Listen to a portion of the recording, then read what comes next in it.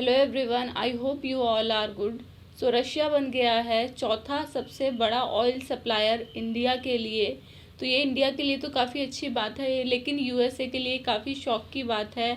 और यूएसए कहीं ना कहीं इसकी वजह से शौक में भी है, क्योंकि इतने सारे सैंक्शंस लगने के बाद भी रशिया जो है इंडिया को ऑयल सप्लाई कर रहा है और इंडिया भी परचेज कर रहा है। तो ये यूएसए के लिए तो एक झटके की बात है, बट इसके पीछे काफ़ी सारे रीज़न है कि क्यों इंडिया जो है रशिया से इतना ज़्यादा ऑयल परचेज़ कर रहा है।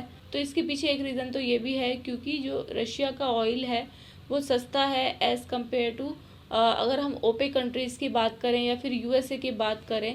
क्योंकि एक तो उस पर सैंक्शन लगे हुए हैं रशिया पर, तो इसकी वजह से उसका ऑयल कोई परचेज़ नहीं कर रहा है। तो इस वजह से भी रशिया का ऑयल जो है वो काफ़ी ज़्यादा सस्ता है।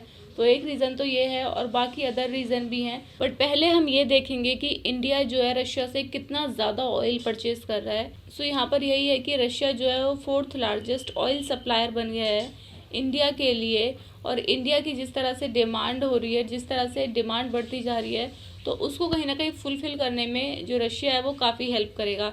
इंडिया जो है इतना ज़्यादा ऑयल परचेज़ कर रहा है रशिया से, ये आप देख सकते हैं। पहले जो है 66,000 बैरल परचेज़ करता था इंडिया रशिया से, बट अभी 2,77,000 बैरल पर डे का परचेज़ कर रहा है इंडिया। सो कितना ज़्यादा डिफरेंस है, कितना ज़्यादा ऑयल परचेज़ कर रहा है इंडिया इस टाइम रशिया से।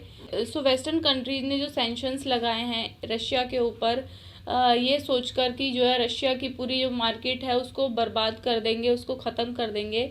बट कहीं ना कहीं अगर अब देखा जाए तो रशियन ऑयल को इंडिया जैसी एक बड़ी मार्केट मिल गई है, इंडिया जैसा एक कंज्यूमर कंट्री मिल गई है कि जिन्हें ऑयल की काफ़ी ज़्यादा ज़रूरत है। तो ये चीज़ यूएसए को तो डाइजेस्ट नहीं होगी, क्योंकि यूएसए हमेशा कहता था कि हमसे ऑयल परचेज़ करो, रशिया से ऑयल परचेज़ मत करो। बट क्योंकि यूएसए का ऑयल जो है वो काफ़ी ज़्यादा कॉस्टली पड़ता है इंडिया को, काफ़ी ज़्यादा महंगा पड़ता है, इसी वजह से इंडिया और इंडिया की जो कंपनी है वो रशिया से ऑयल परचेज़ कर रहे हैं भर भर के। अब इसके पीछे जो अदर रीजंस हैं उनके बारे में बात करेंगे।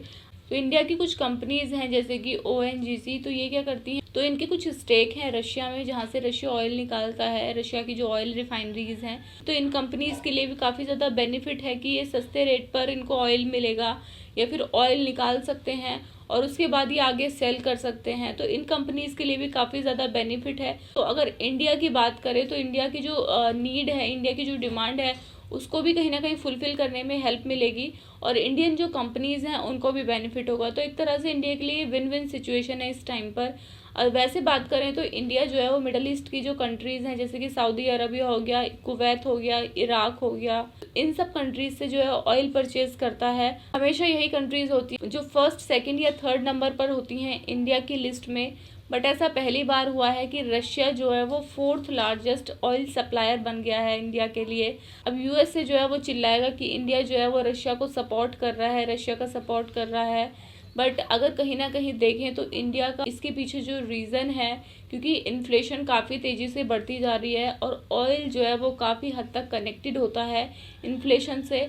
तो कहीं ना कहीं इंडिया जो है उस इन्फ्लेशन को कंट्रोल भी करना चाहता है, क्योंकि अगर देखा जाए तो ऑल ओवर वर्ल्ड में इन्फ्लेशन बढ़ रही है। यूक्रेन वॉर भी उसका एक कारण है और उसके पीछे जो रशिया पे जो इतने सारे सैंक्शंस लगे हुए हैं वो भी एक रीज़न है। तो कहीं ना कहीं इंडिया जो है इस टाइम पर अपनी इकोनॉमी को देखकर चल रहा है, अपनी इकोनॉमी को प्रोटेक्ट करना चाहता है, क्योंकि हर कंट्री यही करती है। यूएसए जो आज इतना कह रहा है कि इंडिया को जो है वो हमसे ऑयल परचेज करना चाहिए और रशिया से क्यों ऑयल परचेज कर रहा है। सो यूएसए जो है वो हमेशा अपने बारे में सोचता है, अपने लोगों के बारे में सोचता है, अमेरिकन फर्स्ट वाली पॉलिसी को वो अपनाता है। तो वही चीज़ अगर आज इंडिया कर रहा है तो उसमें कोई प्रॉब्लम नहीं है, क्योंकि हर कंट्री यही करती है। सबसे पहले वो अपने इंटरेस्ट को प्रोटेक्ट करती है। तो इस टाइम पर अगर हर तरफ से देखा जाए तो इंडिया के लिए जो है वो बेनिफिट ही होगा। सो या दैट्स इट, ये थी इस टॉपिक की detail explanation. I hope you like this video. Thank you, have a nice day.